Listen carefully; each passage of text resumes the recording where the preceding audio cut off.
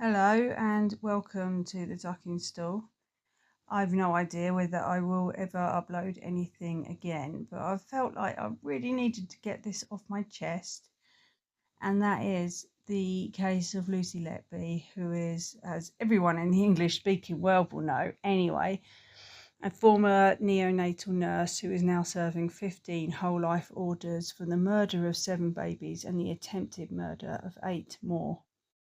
So consequently, if you have experienced loss of children, I would urge some caution here. Highly predictably, she's become a cultural icon of evil, really.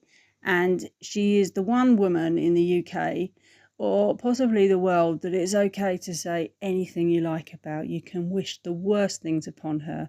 This is all absolutely fine because of the crimes that she has been convicted of. And predictably, that license to be as sadistic and obscene about somebody as you're able has been grasped with both hands by people online, people in the media, and just everywhere you look.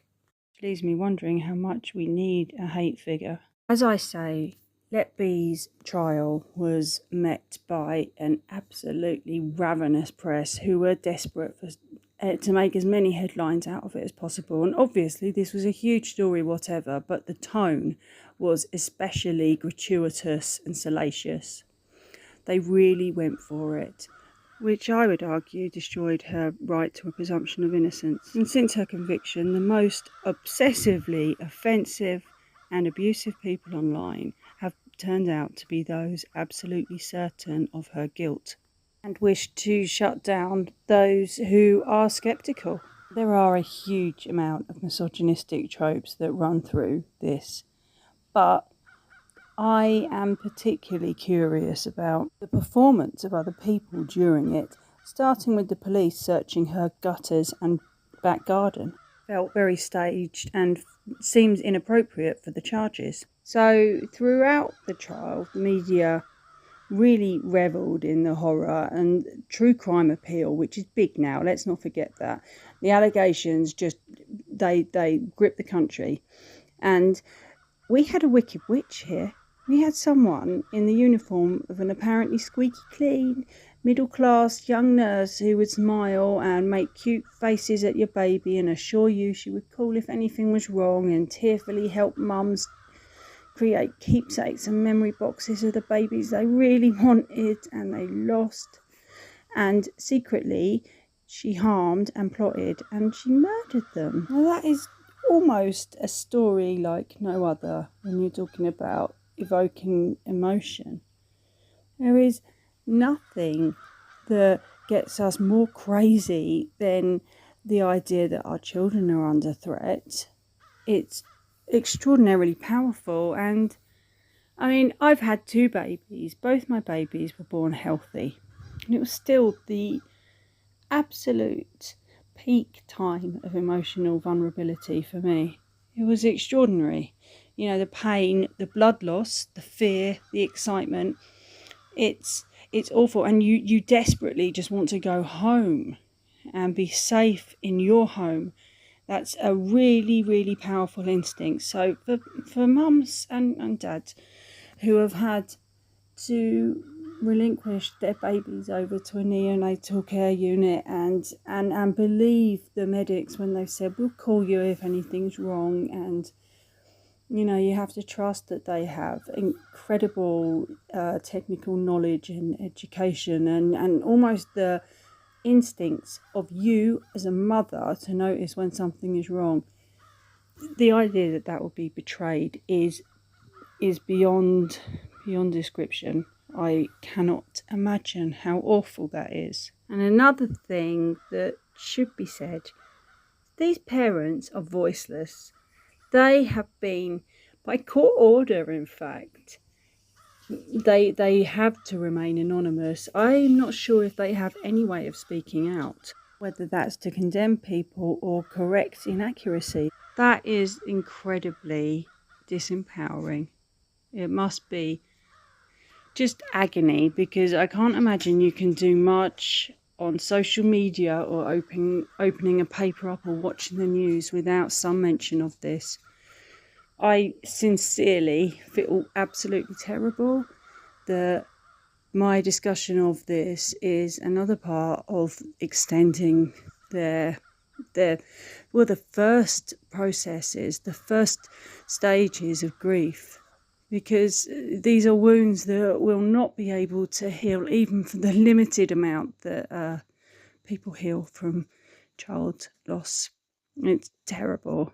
I wish there was another way. So Lucy Letby has been, by the time of her trial, on remand for 2 years. The trial is actually delayed by a week because, due to a prison move in the lead up, her medication hadn't been brought with her. And this was kind of implied by the newspapers, as she had not brought her medication, which is antidepressants and sleeping tablets. I don't know what else, but she has been diagnosed with post-traumatic stress disorder. Post-traumatic stress disorder can absolutely scramble your brain and your ability to think. Dissociation's a really big thing too, where it can feel like you're kind of going in and out of a dream world. Flashbacks. Your emotional effect is often really, really impacted, and people perceive you as being quite odd. Surely anyone prepared to engage their brain in the matter would know that no prisoner would have access to their medications, especially one as emotionally frail and high profile as Lucy Letby. It seemed like a bit of a stitch up. It seemed malicious to me, particularly when you hear that on her way to and from court every day to back to the prison, it took over an hour each way, during which time she had her hands handcuffed behind her back while being strapped into the back of the prison van, which is a really, really uncomfortable way to be moved. And presumably in those 2 years, she's never been violent. Her trial was delayed by 1 week due to this enormous setback in her mental health. Ben Myers, KC, went up onto the court and said that she was incoherent. She cannot speak properly. Now, if you just for a moment bear a presumption of innocence, this is appalling. The processes that bring someone to court should not be absolutely destroying somebody mentally. And we have to be more careful with these cases because once we make an emotional judgment on somebody, it's extraordinarily difficult to come back from. From contemporaneous reports and the release of her text messages to colleagues, etc., we know that from Lucy's perspective, and I'm going to look at this, I would ask you to just, if you think she's guilty, just please bear with me and just imagine it from this perspective for a moment. Assume she is innocent and she's just a really hard-working nurse who genuinely is very squeaky clean and really cares about looking after babies. That's why she's trained in all these different fields to look after them better. 2 years after she begins working at the Countess of Chester, the death rate seems to shoot up, and she is being correlated with these because she works an awful lot. A lot of the staff are part-time, and she works close to 40% of the time. She's also going to be looking after a lot of the most vulnerable babies, and she generally does nights. This is because she's working really hard to pay for her deposit on a new house. But the problem with working nights is there are far fewer doctors around, and this is the time that people tend to die. At some point, she discovers the doctors have been calling her the angel of death, and that there's been gossip but not actually complaints made about her. Then she's redeployed to a desk job for 1 year under the pretext other people are also having their competencies examined. Within 5 days of her removal from the unit is downgraded, so they will no longer be taking very premature babies or babies with such complex needs.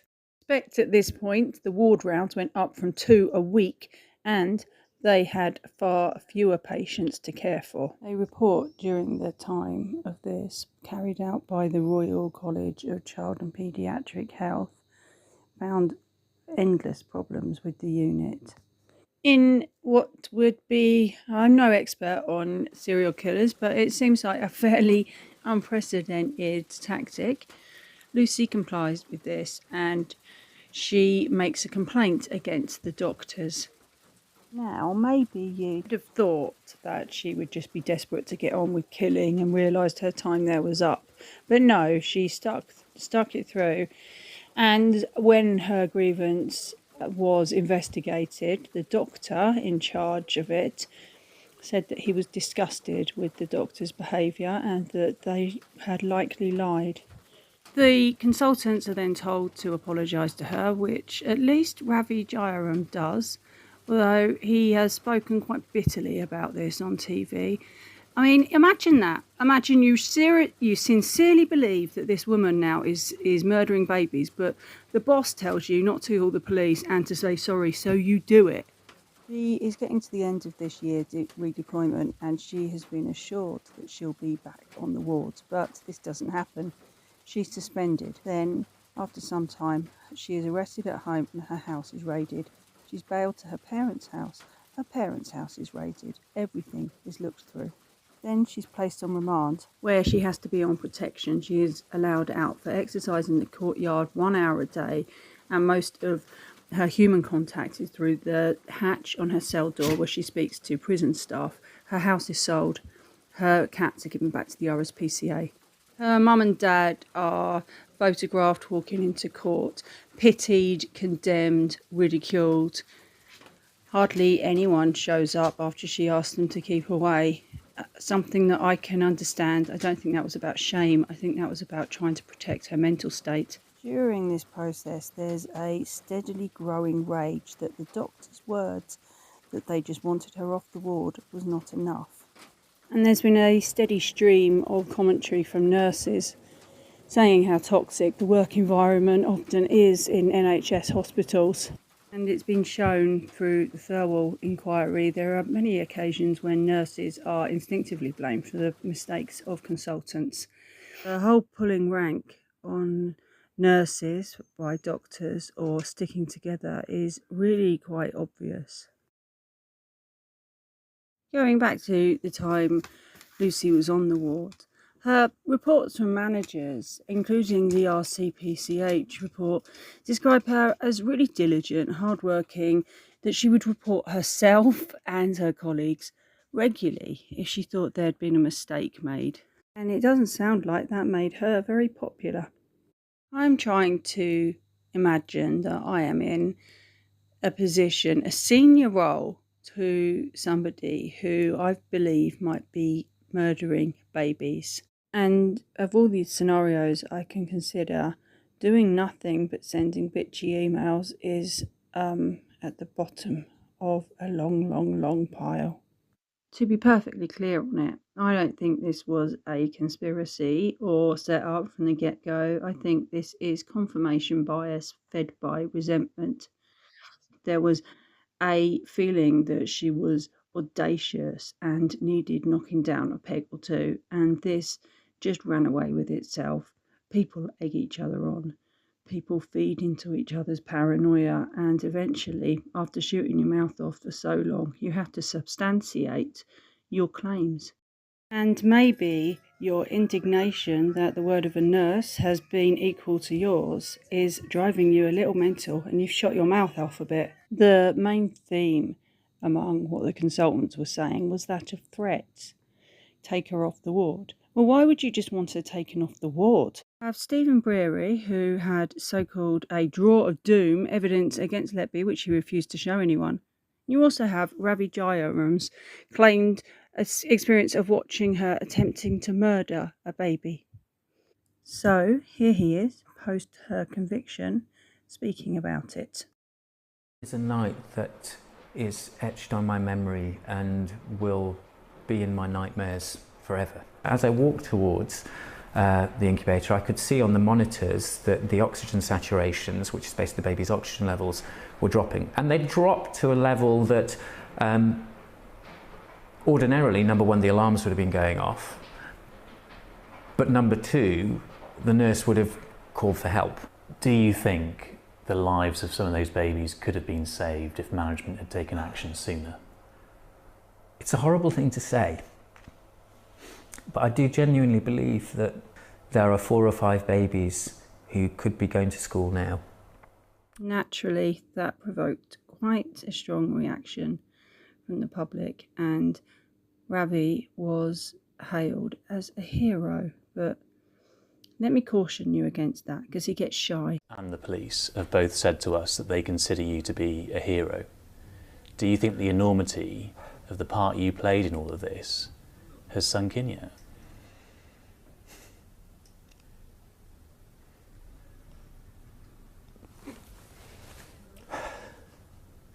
I'm not hero, Paul. I was just doing my job. It's my job to look after babies and children. There is nothing more heroic than a reluctant hero. Obviously, his modest denials it's very moving, but it does appear to me that he was lapping up the media attention at the time and the praise, although it does seem recently he's become a little bit more coy and deleted his social media accounts. For a short while after the convictions, though, he was really getting in on the witch hunting by blaming Karen Rees for having dinner with Lucy Letby. So while I say he was reluctant, it's not quite on the same level of reluctance as he wants to report to the coroner, who has been absolutely horrified by their inaction. I feel fairly sure that if any of us were so quiet about this information we had, especially having witnessed something as well, we would be in serious trouble rather than being hailed a hero for for sending bitchy emails. That's the sum total of what they did. They did nothing more than that. Having even a off-the-record chat with the coroner would be extraordinarily easy, done in a case of seconds. Dr. Ravi Jairam is a TV doctor who was filming an awful lot in the same year as Letby's alleged spree. Of the 7 babies who died, 6 had postmortems. The one who did not have a postmortem, that was on the instruction and advice of a doctor. Of those 6, 5 came back with explained causes of death, which have now just been brushed aside by Dowie Evans. And although this has happened before in murder cases, my understanding is it normally involves digging up bodies again and retesting for poisons. It seems astonishing to me that 7 death certificates can just be overwritten by this man who volunteered for the job, who is not a neonatologist, who is not a pathologist, who never saw the babies. This is a man who is claiming he diagnosed death or murder by air embolus because there's no symptoms and signs left of it. Some shaky allusions to a study in the 80s, which the doctor in charge of has said bears no resemblance to the symptoms and has roundly rejected. But because it leaves no obvious signs, Dowie Evans has said with his medical encyclopedia of a mind, he has been able to rule out every single other potential cause of death, leaving only air embolus. There's more information and critique coming out all of the time, and he's being thoroughly eviscerated by doctors at the moment, which is, unfortunate, but my God, he really overextended himself here. And has frequently displayed a grossly inappropriate competitive nature where he sees his evidence as winning cases. This whole case, the whole thing, Lucy Letby went up against 22 charges. When people go on about a 10-month trial, well, 22 charges of murder and attempted murder. That's a lot of months of prosecution talking about how evil you are. And particularly with the lead up to the trial being so salaciously covered by the media. That's a hell of a lot of character assassination that I don't think many people would survive. It's absolutely bewildering, the number of inaccuracies and things to go into here. This is a rabbit hole of rabbit holes, and the idea that somebody with PTSD, which really interferes with your executive function, your ability to express yourself and your memory. The idea that she has had to defend herself against this is absolutely horrific. That her composure in court has been so over-analysed. While we know this about her, although I have to say the PTSD is not commonly known among people who really feel they're very familiar with the case. And after all of the psychiatric evaluation she will have been under over the last several years, over the time that she's lost her house, lost her pets, being told that she will never be free, this is the only thing she's been diagnosed with. That's it. Post-traumatic stress disorder. There are no personality disorders, no psychoses, nothing like that. And I think if she's guilty, how does this make sense? How does this make sense? It doesn't. It doesn't at all.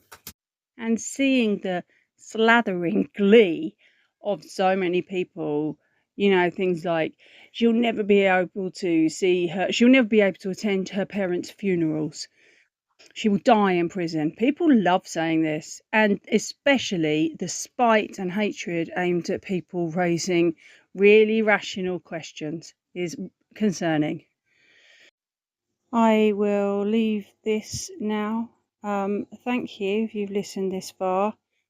Here is a judge at the Court of Appeal when Lucy Letby's leave to appeal was refused, giving a neat summary on the reliability of Dr. Ravi Jayaram's evidence.